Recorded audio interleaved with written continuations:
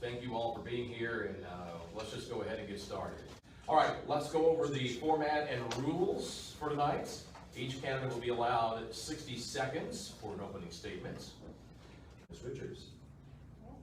I am Audrey Richards. I was born and raised here in Southwest Missouri, and I graduated from Reed Spring High School, then received a scholarship that took me to George Washington University in D.C. But of course, my Missouri roots brought me right back home to Southwest Missouri. However, this is not the same country we had when I was in college 10 years ago. Americans are struggling under the Joe Biden presidency. I see and hear it from my fellow Missourians every day. Parents can't get baby formula, we are worried we won't get the Social Security we pay into, and everyone is trying to figure out how to afford both gas and food. We need to take our politics back from the PACs and corporations who have poured $800,000 into this race. Money should not dictate our elections. That power should be with the people. And I represent the people of Southwest Missouri who are sitting around their dinner table, turning up the thermostat, and trying to decide which bills they have to pay just to scrape by. The federal government should not continue to rack up debt with our money while we make those painful choices. And as your next congressman, I will ensure your voice, the voice of Southwest Missouri, is heard on the national stage. Thank you. Thank you. Mr. Bryan. In the last week, the U.S. House of Representatives voted to codify same-sex marriage into federal law. The U.S. Senate is discussing bringing this up for a vote. If you were in the House of Representatives, how would you have voted on this piece of legislation? We'll start with Audrey. So I am in favor of allowing same-sex marriage because I tell people all the time, I'm pro 1A, pro 2A, pro 3A. I am pro free speech, I am pro gun, and I am pro keeping the government out of their home. I believe that regulating marriage is a church issue. It is not a government issue. As far as I'm concerned, whatever gender combination you want to make between two consenting adults is none of my business. I believe that America has far bigger problems, so I would have voted in different. Thank you. Now, here's the first question. This is the first question for the group. What real-world things can be done to fix supply chain issues and stop inflation? Thank you. So unlike everyone else around the table, I do actually have expertise in policy, and I will reference once again the crude oil export ban. You have to look at the root cause of inflation, and you have to look at the root cause of the rising price of goods across the board, which is the fact that it costs more money to get them to the store because gas is so much more expensive now. And if we lower the price of oil by ensuring that all American drilled oil goes to American customers, it will lower the price of goods across the board. Again, I think that is pivotal. Supply chain issues are key, so much so that my campaign manager has a degree in supply chain. It is absolutely critical that we understand policy in this area. Thank you. All right. And the rest of all you all. During campaigns, you're all running under the Republican Party banner. However, during campaigns, people who are running under the Republican Party describe themselves with all sorts of different labels. What kind of Republican would you describe yourself as? And for all of you who have been elected officials or former elected officials, can you give us an example from your record that would prove that? For those of you who have never been elected officials, could you give us an example from something you've done in your life's work that would prove that point? I would say the word I would use to describe my hopeful congressional term would be fearless. I'm not afraid to give an answer, even though it may not be popular, because I stand firm in my beliefs. And I think the best example of this was while I was working at Bureau of the Treasury Department. I sat on a board that approved and denied all of the changes throughout the technological infrastructure. And I was the first person to ever go there and start denying changes, because before that it was a rubber stamp. It was all approved, and I denied my first change, and it was like a bomb went off. They were like, you can't do that. And I did it, and I did it again. And then, I don't know if any of y'all are baseball fans, but I am, and I took one vacation to spring training in 2017. And I came back from that like 3-day vacation, and they overhauled the entire process so that way I wouldn't be able to deny changes anymore. So I'm fearless. Thank you. Many of you have expressed support for term limits and made a pledge if you go to Washington, D.C., you'll vote for term limits. Our current Congressman Billy Long, when he first ran for office, he self-term limited himself to no more than 12 years. Will you also pledge to limit how many years you will serve, and if so, how many terms will you pledge? Audrey Richards? Elections are term limits. I would not support term limits because I believe that power belongs with the people, as I said in my opening statement. I firmly believe that we need to solve the problem of incumbency by getting money out of politics and by giving the people an actual voice, not just people who are wealthy, but the average individual voter. We need to preserve one vote, one person, one vote. That is the key and core of our democracy, and thereby I would not support term limits. In 2020, House GOP candidates from across the nation only received 31% of the under 30 votes. If this continues, Republicans will soon be a permanent minority at the federal level. How will you engage young people and bring them back to the party? We'll slide the microphone over to Ms. Richards.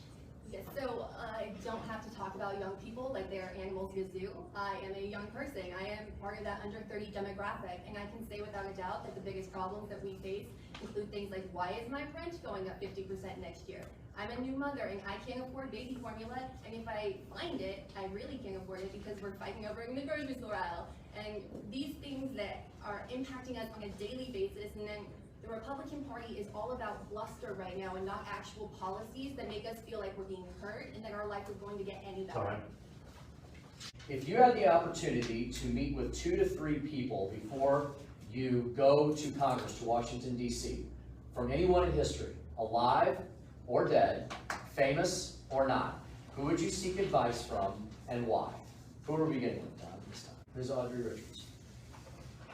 Number one, Abraham Lincoln. I believe in embodying the Republican Party legacy of keeping the country together, and I would like to seek advice on how best to do that.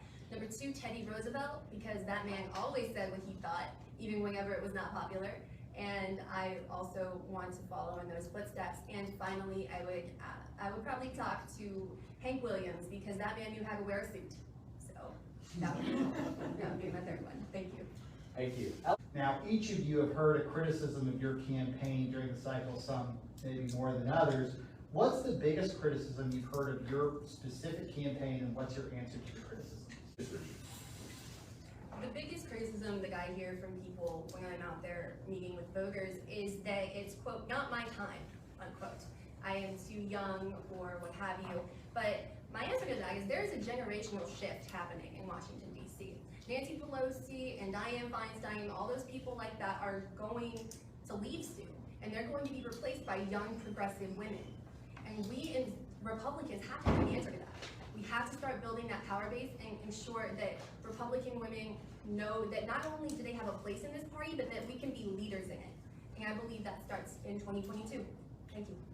The question is, if misinformation is spread by an individual or group which supports your campaign, when were you made aware of the mistruth? Would you do all you could to correct the falsehood? Well, I don't believe in endorsements. I believe in people voting for me. That's the only endorsement that I need. So there are no outside groups supporting my campaign or spreading this information. I would definitely disavow that. I believe, especially in the age of social media, that misinformation is able to spread incredibly quickly, and it's not possible to put that cat back in the proverbial bag. So I would always disavow any misinformation, because truth is how we retain this democracy. How would you solve the problem at our southern border? How would you solve the problem at our southern border? And for Joe Biden campaigned on getting kids out of cages at the border, and now there are more kids in cages at the border than there were in the previous administration. And I think that really speaks to his legacy, which is that of broken promises. The migrants who died in the truck, who came through Texas, that truck was inspected. The solution is simply to enforce the laws we already have on the books and to hold the Joe Biden administration accountable. All right, crime is definitely at the top of all the national polls when voters are telling what's on their minds, probably just behind inflation and the economy. Recently, there was a bill that did pass, one of the few bills that has passed the Biden administration, on school safety and guns. There were some Republicans who voted for it, many voted against it. I saw a very interesting exchange from the Republican congressman, who actually happens to be also a Hispanic American and represents parts of Texas that include Uvalde. You can imagine the position he was in on this bill. He did vote for this bill. The senior senator from the state of Missouri, Roy Blunt, voted for this bill. Senator Josh Hawley, junior senator, voted against this bill. Would you tell all of us what your position would have been on this legislation, why you would have voted for it, if you would have voted against it, if you can tell us what should we be doing about school safety and guns in this country, if anything? All schools should have the total, everything shut down where there's one entry in and everyone goes through security where there's an armed guard. And Need is a two-tiered secure entry into our schools, quick locks on all classroom doors, and annual active shooter drills. Ms. Audrey Richards. Thank you. I need to address the impracticality of the argument that schools should only have one entrance and that it should be incredibly secure. Like, tell me you know nothing about the Triangle Shirtwaist Fire without telling me you don't know anything about the Triangle Shirtwaist Fire. It's ridiculous. We at Reed Spring had an amazing school resource officer, Officer Byrne. He literally covered 5 buildings all the time and still had enough time to teach us DARE. So we have to provide school resource officers who are embedded within the community in the school, and that will keep them safe. I firmly believe that we need to actually also listen. I would not have voted for this because I know the people of Southwest Missouri don't want it, but I do understand the struggle of young women in this country who are afraid of their boyfriends with guns who they try to leave in that domestic situation, and I do think we need to do something about that. Most of all of you have similar general stances on issues, pro-life, pro-gun, smaller government. There's 435 members of the U.S. House of Representatives. How will you stand out from the rest of the representatives when you represent the 7th District? Richard. Thank you. So, as previous candidates have referenced, this is about relationships, and it's about experience, and I am the only candidate sitting around this table who has worked in the executive branch. I am the only one who's actually got that DC experience. But in addition to that, the Democrats are holding on to this notion that they have a monopoly on the voices of young people and on the voices of women. And we have to have somebody up there to say that's not accurate. The national media doesn't have a face to put to that. Let's give them one. Let's say we are here and Republican women have a place and we have a voice, and that is exactly what is going to help me to stand out in addition to that DC experience. We are now moving on to closing statements, and again, thank you all for being here. As soon as we get these done, we're going to be wrapping up pretty quickly. And in the end, the reason I'm running is I don't want to be the generation that took what we call America and handed it off to the next generation when it was not what it was when we got it. And I'm very concerned about the future of this country and about the young people and what country we're going to leave for them. My kids are hurting. They are barely able to pay their bills because of the price increase on gas and everything else, consumer goods. Ms. Audrey Richards, your closing statement. Thank you. It always makes me laugh when people try to talk about the problems that young people face today, because it's nice hearing about my own problems.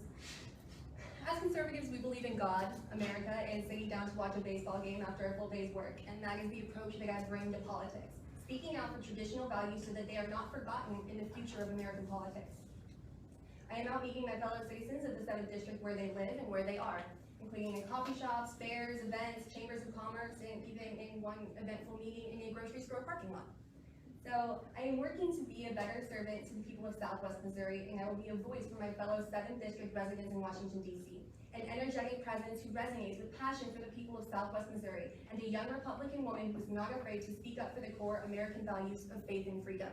It is important to me that it is not my time, it is our time. And I am running not as Audrey, but as a citizen of the 7th District, someone who was born and raised here and who cares deeply about this place and its people. Thank you. Pastor.